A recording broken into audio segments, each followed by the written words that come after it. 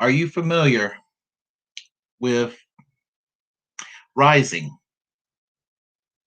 Are you familiar with Secular Talk Radio, the Kyle Kulinski Show?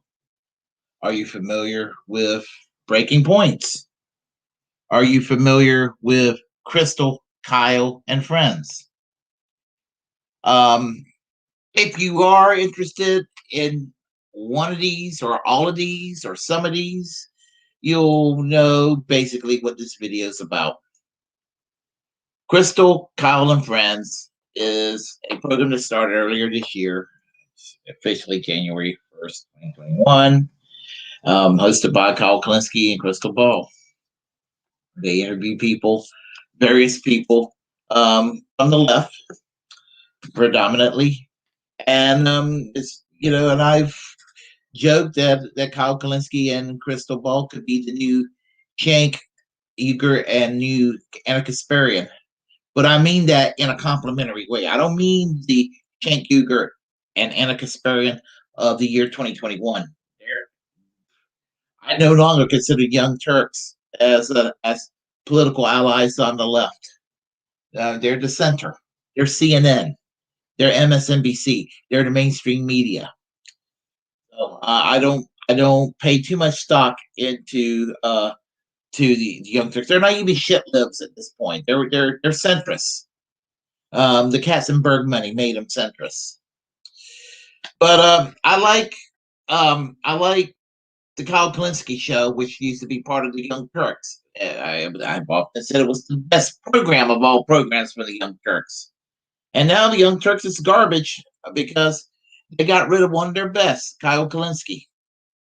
It's like what All American Socialist said in his video, similar subject here, that Kyle Kulinski really had a crappy summer. I mean, getting dragged into this fight between Jimmy Dore and the Young Turks, and basically, with him being basically friends with everybody involved, and then all of a sudden, everybody pretty much shitted on him, and he's lost several thousand subscribers, got fired from the Young Turks, and even from some of the more radical left, they have said that he's a wimp and all that for not standing up, either not standing up for himself with Jimmy Dore, or not standing up for himself with the Young Turks.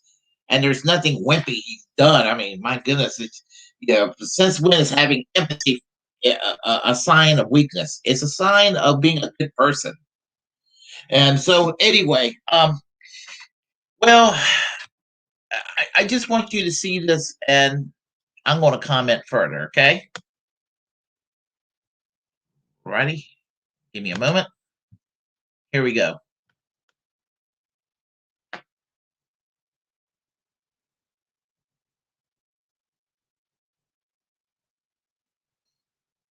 It's buffing.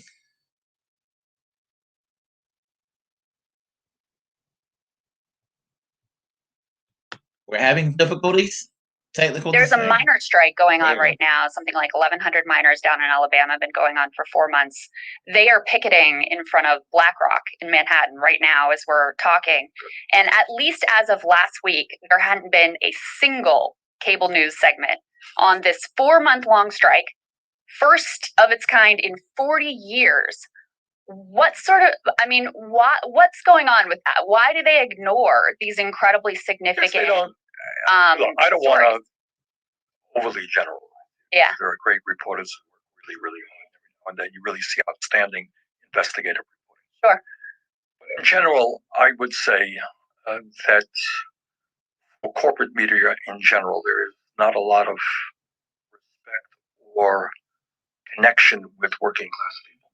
Those issues that impact people, get their hands dirty, are not terribly high priorities for a lot of the corporate media. I mean, again, I would point back to here we are working on a piece of legislation which is transformative for working families. Very, very little interest, but the process is what is interesting.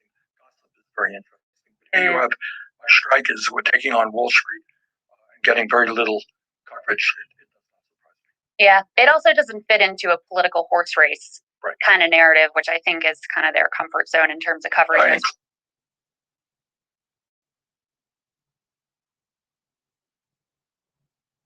Oh my God. Class issues, corporate media is not particularly interested in class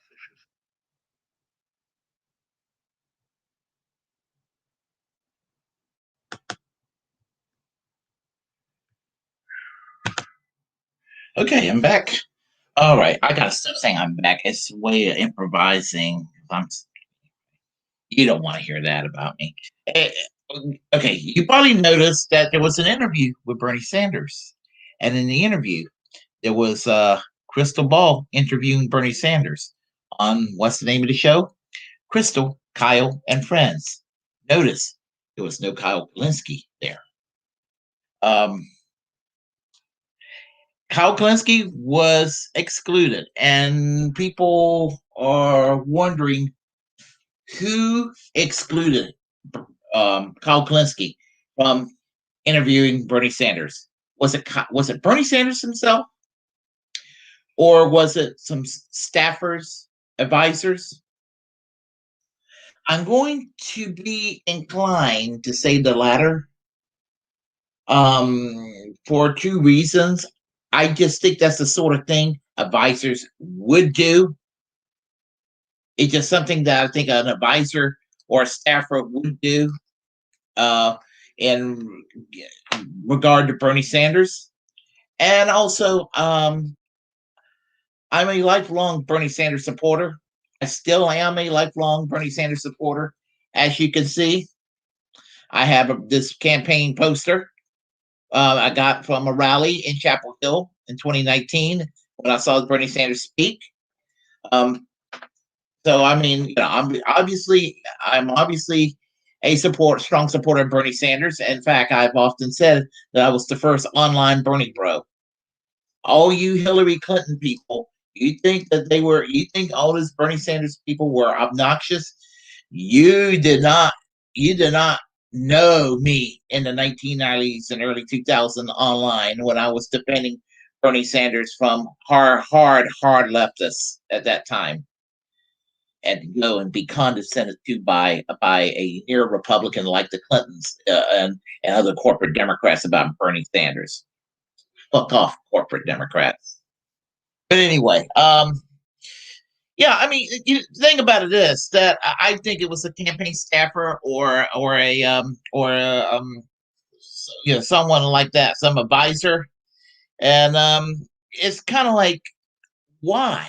I mean, it's not like I know that Kyle Kulinski's politics is a little bit more similar to Jimmy Dore than it is to Young Turks as far as the ideology and as far as tactics are concerned. I kind of view Kyle Kulinski as sort of a middle ground.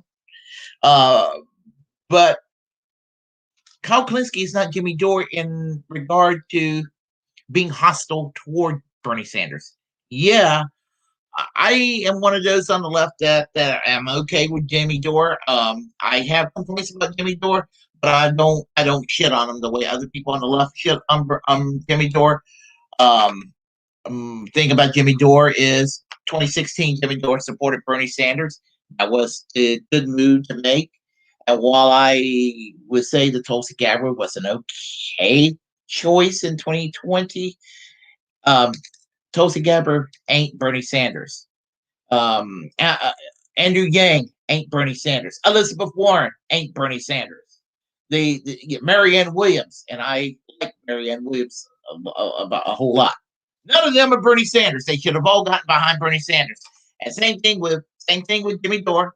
Even though I like Jimmy Dore, okay. Even though I like Nico House, okay. I mean, I don't agree with him on everything, but they should have gotten behind Bernie Sanders. If I have a fault with them, that would be it. I have a fault with anybody who supported Elizabeth Warren over Bernie Sanders. Hear me, Anna Kasparian. Hear me, Emma Vigeland. So anyway, Bernie Sanders was the candidate to support, and so, and again, the thing about it is, Kyle Kulinski was the Bernie bro of the Bernie Bros who are kind of well known in this country. It's not like Kyle Kulinski is an enemy of Bernie Sanders. I know he criticized Bernie Sanders a couple of times on his show.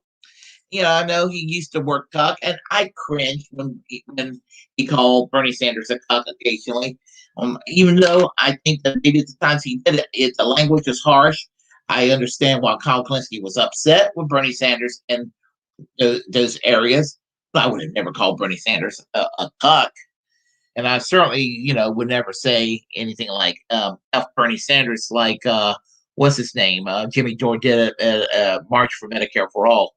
So, as I said, but there are legitimate criticisms I have of Bernie Sanders in both 2016 and 2020. 2016 Bernie Sanders, 2016 and 2020 Bernie Sanders, I wish he would have ran as an independent instead of a Democrat. But I understand why he believes that the Democrats were the only game in town. I understand that. And there was benefit in running in the Democratic primaries in 2016 and 2020. If he was a cuck, and I'm not saying Bernie Sanders was one, but I certainly think that he allowed Hillary Clinton to walk all over him more than he should have allowed her to.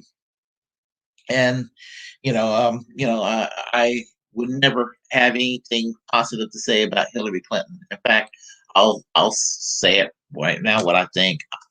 That Karen, that former Secretary of State Karen Clinton, Hillary Clinton, really. But thing about it is that 2020 Bernie Sanders, he overemphasized on playing it too safe. So those are my legitimate criticism of Bernie Sanders, and I would think that Kyle Kulinski, and well, actually I would know because I mean he would do what I would do. Pretty much about 95% of the time, everything that's said about Bernie is positive, but there's always that hard 5%. And the thing about it is that Bernie Sanders is a human being at the end of the day. I mean, and we're all human beings. So even the best among us, and in the history of American socialism in the past, I mean, the gold standard was Eugene Victor Debs. The gold standard was Norman Thomas. The gold standard was Michael Harrington.